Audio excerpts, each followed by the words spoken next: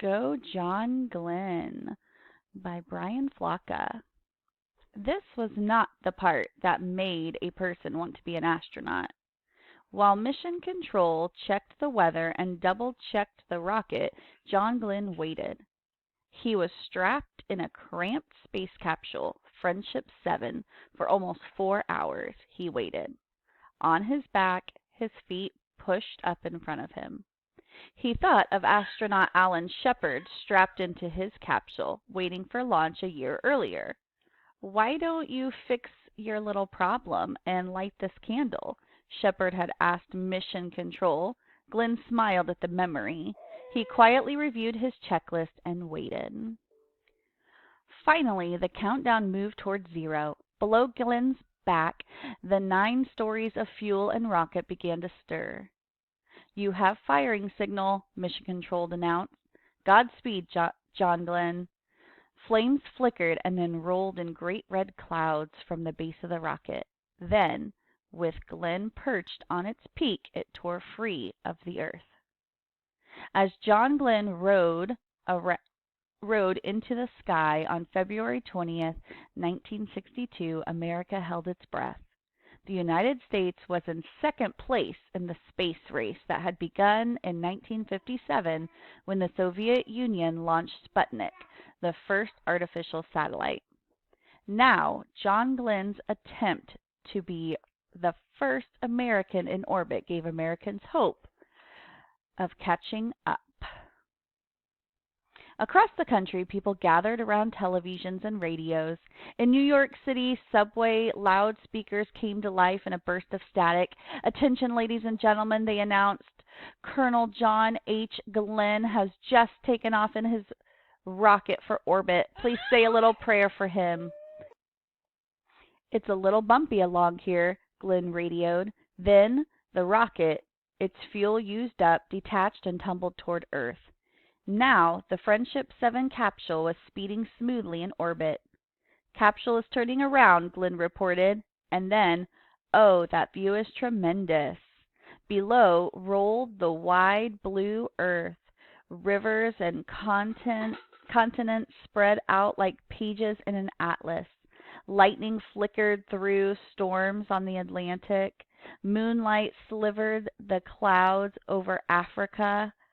On darkened Australia, city lights glowed brightly, turned on as a beacon for the astronaut far overhead.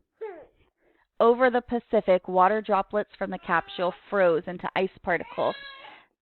They caught the sunlight and floated around Friendship 7, looking like fireflies dancing in space. With each hour and a half orbit of Earth, Glenn watched the sun rise and set.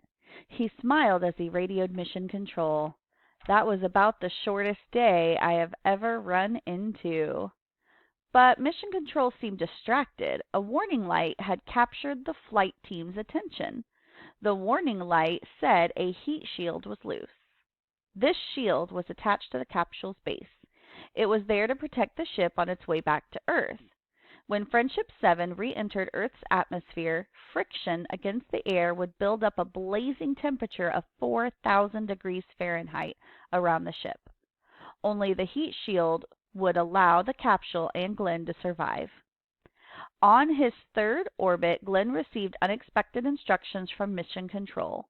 "We are recommending you leave the retro package on through the entire re-entry." The retro package was made up of small rockets strapped over the heat shield. They were designed to slow the capsule on its return to Earth. Glenn had been trained to release the retro pack after firing it, so he knew something was wrong. "This is Friendship 7, he radioed. "What is the reason for this? Do you have any reason? Over." "Not at this time," replied Mission Control, but Glenn began to put together the pieces. Perhaps, if the heat shield was loose, the retro package could hold the shield in place long enough for the capsule to survive.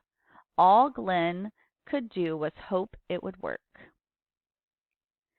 After 3 orbits, the capsule turned around, putting its blunt end forward. The retro pack fired, and Friendship 7 began the long fall back to Earth. For 20 minutes, the capsule bucked and lunged while the temperature around it climbed. As Glenn watched the sky about him turn a brilliant orange, flaming chunks of the spacecraft streaked past his small window. And at that time, he later remembered, I couldn't be absolutely certain whether it was the retropack or the heat shield tearing off. It didn't do any good to panic at that point. The hot gases surrounding the capsule blocked all communication. The flight team at Mission Control could only lean forward, listen, and hope. Finally, Glenn's voice burst through the long silence. Boy, that was a real fireball. 5 hours and 81,000 miles after he had taken off, John Glenn splashed down into a welcome grander than any since Charles Lindbergh had crossed the Atlantic. 4 million people braved the March cold to attend the astronauts' ticker tape parade in New York City. Grown men, even New York City police officers, wept just to see John Glenn go by. Today, there are no ticker tape parades when the space shuttle returns from one of its many missions, but that only shows how far spaceflight has come since John Glenn's flight in Friendship 7, when space was all race and risk.